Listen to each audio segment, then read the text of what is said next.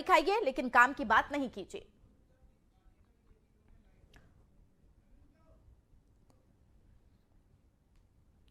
तो ये आपको बता चले, उन्होंने ये भी कहा है कि लेकिन काम की बात वो नहीं करेंगे।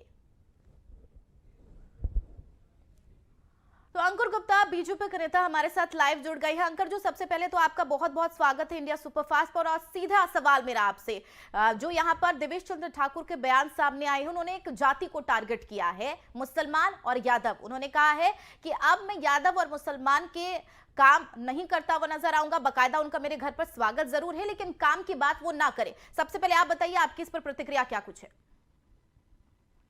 देखिए देवेश चंद्र ठाकुर जी वरिष्ठ लीडर हैं और उनको ये बात नहीं बोलना चाहिए। मैं इस बात को समझ सकता हूँ कि उन्होंने मतलब गुस्से में इस बात को जाहिर किया है कि केंद्र के द्वारा या बिहार सरकार के द्वारा जो भी योजनाएं लाई जाती हैं वो किसी व्यक्ति विशेष या जाति को देखकर नहीं लाई जाती है। लेकिन जब ये लोग यादव समुदाय के लोग, मुसलमान समुदाय के लोग जब वोट देने की बात आती है तो ये लोग लालू यादव जी को याद करते हैं, नरेंद्र मोदी जी को याद नहीं करते, नीतीश कुमार जी को याद नहीं करते।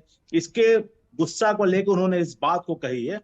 सो ये बात उनको नहीं कहनी चाहिए था। आज नहीं तो कल उन्हें भी समझना पड़ेगा कि हमारा देश जब चांद पे पहुंच चुका है लेकिन अभी भी हम लोग जात और धर्म में बटे हुए हैं। इस बात के गुस्सा से उन्होंने इस बात को जाहिर किया है। इस तरह की बात उन्हें सार्वजनिक नहीं कहनी चाहिए बिल्कुल। और आपने अंकुर जी एक यहाँ पर एक मुहावरा कहा जाता है हमारे देश में, ये तो आपने सुना होगा कि तीर अगर छूट जाती है तो वापस वो कमान में नहीं आ सकती, और शब्द अगर मुंह से निकल गए तो उसे भी वापस नहीं लिया जा सकता है। और आप यहाँ पर कह रही हैं कि गुस्से से निकल गया। गुस्से से इतने बड़े नेता जिन पर जनता ने भरोसा किया, उन्हें नया सांसद बनाया और जो दावे और वादे किए उन पर जनता ने भरोसा किया, और अब इस तरीके के बयान को आप कह रहे हैं गुस्से में कह दिया और आगे जाकर उन्हें कहीं ना कहीं रियलाइज होगा। कैसी बात करते हैं आप?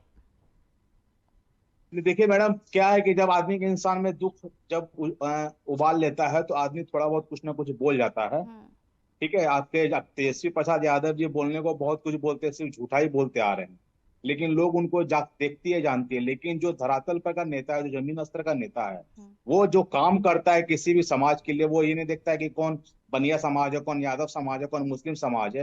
उसका है कि जनता ने जब उसे वोट देकर उसे जिताया है तो उसके लिए वो सबके लिए वो सांसद हो गए, सबके लिए विधायक हो गए, सबके लिए मुख्यमंत्री और प्रधानमंत्री भी, और अंकुर सबके जी लिए। मेरा भी आपसे अगला सवाल में यही कहना था, क्योंकि जनता जब वोट देती है तो ये नहीं देखती है कि विधायक वो कौन से जाति का है, सांसद वो कौन से जाति का है। जो दावे और वादे किए जाते हैं उन पर जनता भरोसा करती है, और अगर उसके बाद सांसद नवनिर्वाचित होकर जब चुनाव जीत जाता है उसके बाद अगर दो जाति या फिर किसी भी समुदाय जाति को अगर आप टारगेट करते हैं तो जाहिर सी बात है जनता का भरोसा उस पर से उठता हुआ नजर आएगा।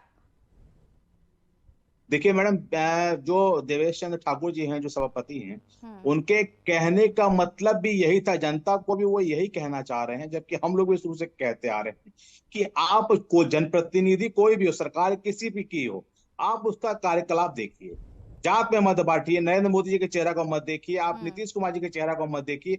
आप देखिए कि अभी जो सरकार है वो काम कर रही है कि नहीं कर रही है, वो जाति धर्म को फैला रही है कि नहीं फैला रही है, उसके लिए सभी समुदाय के लोग एक बराबर हैं कि नहीं है।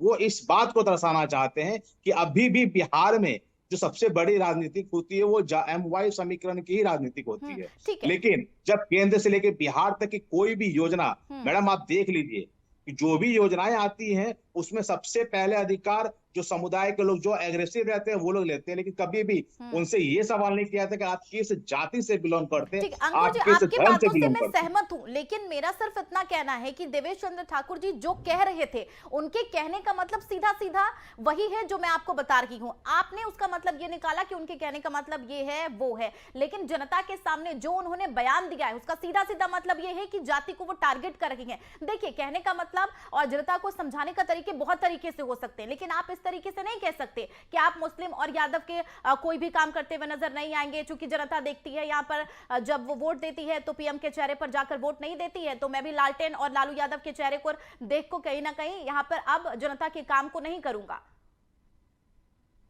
मैडम क्या कीजिएगा, उम्र का लिहाजा है तो थोड़ी बहुत हो गई है। चलिए, दर्द था वो सामने आ गया, लेकिन फिर अभी भी वो इस चीज के लिए ही है।